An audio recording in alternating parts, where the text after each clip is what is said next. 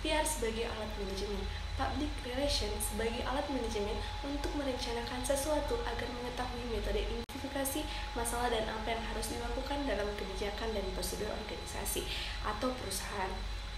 Dengan pentingnya publik ketika suatu PR dijadikan sebagai faktor utama yang dapat menentukan kelancaran proses manajemen dalam perusahaan atau organisasi, maka dari itu seorang PR harus memiliki komunikasi yang lancar agar mendapatkan feedback yang baik dan harus memiliki tahapan-tahapan dalam perencanaan planning pada suatu perusahaan.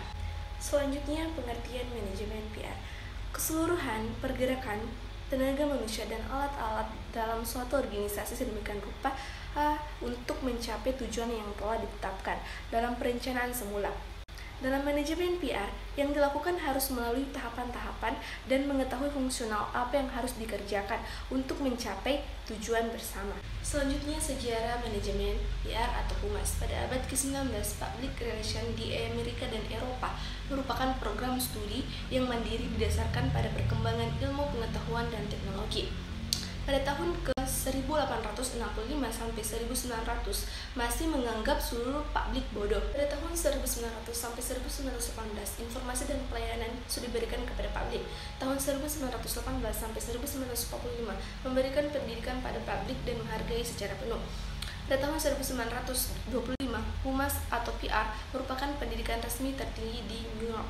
Pada tahun 1928, Humas atau Public Relations sudah mulai diwajibkan sebagai mata kuliah pada Fakultas Pendidikan di Belanda.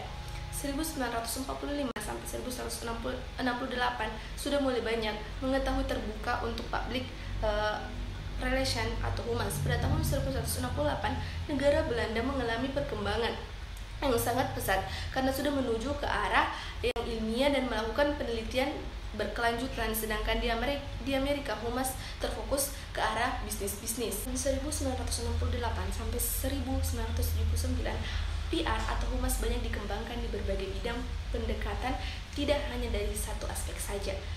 Yang pada tahun 1979 sampai 1990 profesional atau internasional memasuki globalisasi dalam perubahan mental dan kualitas.